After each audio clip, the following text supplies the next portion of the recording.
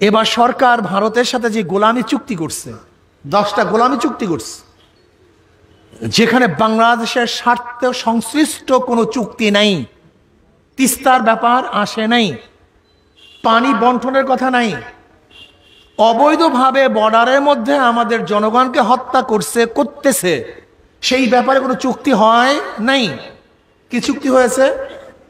আমাদের বাংলাদেশের বুকের উপর থেকে ট্রেন লাইন ভারতে যাবে, আজকে বাস ভারতে যাবে, আজকে নৌবন্দর ভারত ব্যবহার করবে না। বাংলাদেশের জনগণ বেঁচে থাকতে শেখ হাসিনার এই গোলামি চুক্তি বাস্তবায়ন হতে দেওয়া হবে না ইনশাআল্লাহ। ইসলামী আন্দোলন বাংলাদেশ ভোলা জেলা শাখা কর্তৃক আয়োজিত আজকে এই সম্মেলনের সম্মানিত সভাপতি, নেতৃবৃন্দ, সর্বস্তরের জনগণ ভাইয়ের আমার,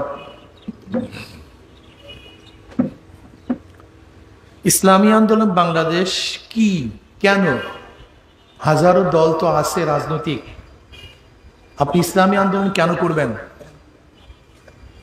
যদি আপনি এই বিষয়ে অবগতই না হন, তাহলে ইসলামী আন্দোলন আসছেন কেন? নতুন মানুষকে কিভাবে দাওয়াত দিবেন? ইসলামী আন্দোলন বাংলাদেশ নিছক শুধু ক্ষমতা দখল, ক্ষমতা পরিবর্তন, শুধুমাত্র দল পরিবর্তন, দেশের উন্নয়ন নয়, নিজের উন্নয়নের জন্য ইসলামী আন্দোলন বাংলাদেশ কোনো কাজ করে না। ইসলামী আন্দোলন বাংলাদেশ দুনিয়া এবং আখেরাত উভয়ের কল্যাণের জন্য, মুক্তির জন্য ইসলামী আন্দোলন বাংলাদেশ কাজ করে। দেখেন আজকে আওয়ামী লীগ, বিএনপি, জাতীয় পার্টি, জাসদ, বাসদ, হাজারো সংগঠন আছে, তাদের প্রত্যেকের বক্তব্য দুনিয়ামুখী। এইটা করব, দুনিয়াতে এইটা করব, দুনিয়াতে এইটা করব, দুনিয়াতে এইটা করব। যদি প্রশ্ন করি আমার আখিরাতের অবস্থা কি, তাহলে এইটা আমাদের দায়িত্ব না। অথচ আমি একজন মোমেন, আমার তো প্রথম টেনশন বা চিন্তা হওয়া উচিত ছিল আমার আখিরাতে কি হবে। কি কথা ঠিক না? কিন্তু দুনিয়ার কোনো সংগঠন আখিরাতের চিন্তাই করে না। তার মানেটা কি? যেরকম বেঈমানরা, নাস্তিকরা দুনিয়া কেন্দ্রিক চিন্তা করে, আখিরাত কেন্দ্রিক চিন্তা করে না, ঠিক ওদের সাথে সমন্বিতভাবে আমাদের দেশের রাজনৈতিক দলগুলিও শুধু দুনিয়া কেন্দ্রিক চিন্তা করে, আখিরাত কেন্দ্রিক চিন্তা করে না। এতে সমস্যাটা কি হয়েছে? সমস্যাটা হয়েছে এই যে 14 লক্ষ কোটি টাকা এদেশ থেকে পাচার হয়ে গেছে। 1-2 কোটি টাকা নয়, 14 লক্ষ, কোন কোন রিপোর্টে 10 লক্ষ কোটি টাকা বিদেশে পাচার হয়ে গেছে। অথচ বাংলাদেশে এবছর বাজেট 7 লক্ষ কোটি। তার মানে 2 বছরের যেই পরিমাণের বাজেট, এই টাকা আমাদের দেশ থেকে বিদেশে চুরি হয়ে গেছে।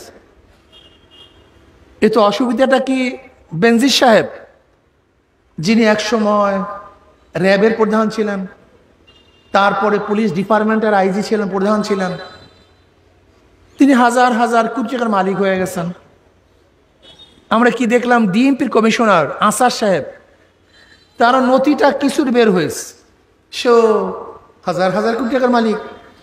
শুধু বেনজির আসাদ নয়,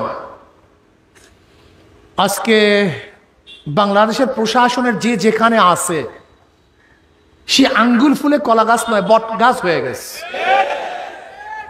আপনারা দেখেছেন এইবার কোরবানিতে এক আমলা সন্তান তার বাবাকেই তো কোরবানি দিয়ে ফেলছে।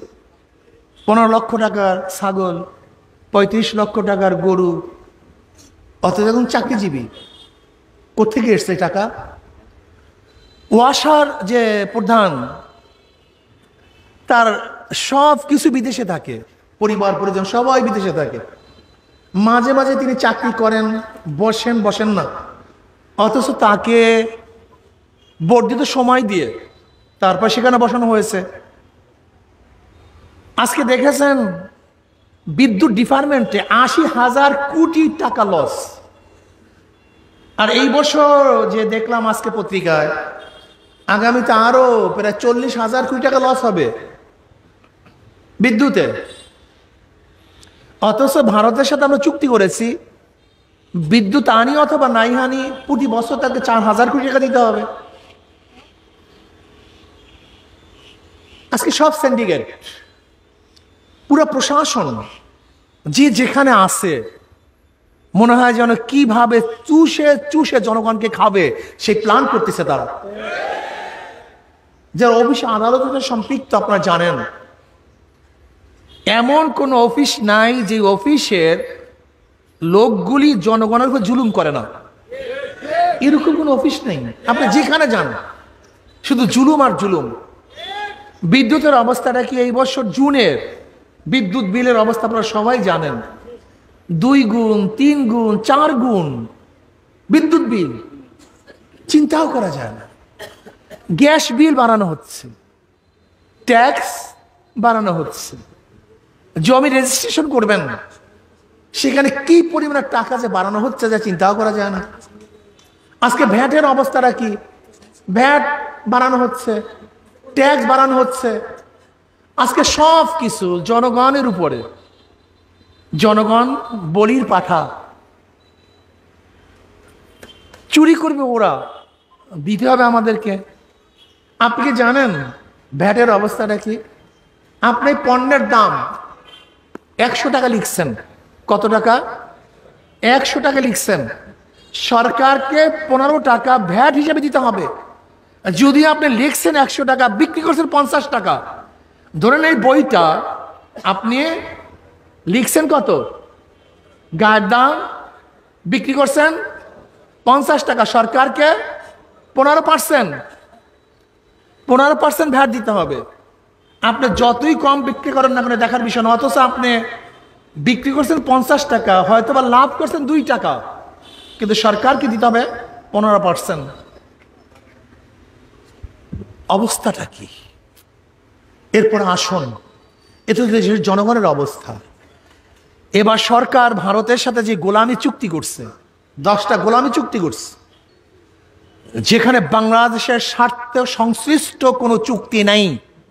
তিস্তার ব্যাপার আসে নাই, পানি বন্টনের কথা নাই, অবৈধভাবে বর্ডারের মধ্যে আমাদের জনগণকে হত্যা করতেছে, সেই ব্যাপারে কোনো চুক্তি হয় নাই। কি চুক্তি হয়েছে? আমাদের বাংলাদেশের বুকের উপর থেকে ট্রেন লাইন ভারতে যাবে, আজকে বাস ভারতে যাবে, আজকে নৌবন্দর ভারত ব্যবহার করবে না। বাংলাদেশের জনগণ বেঁচে থাকতে শেখ হাসিনার এই গোলামি চুক্তি বাস্তবায়ন হতে দেওয়া হবে না ইনশাআল্লাহ। আপনি গোলামি করে ক্ষমতা আসতে পারেন, কিন্তু আমরা স্বাধীন, আমরা স্বাধীনতা অর্জন করছি।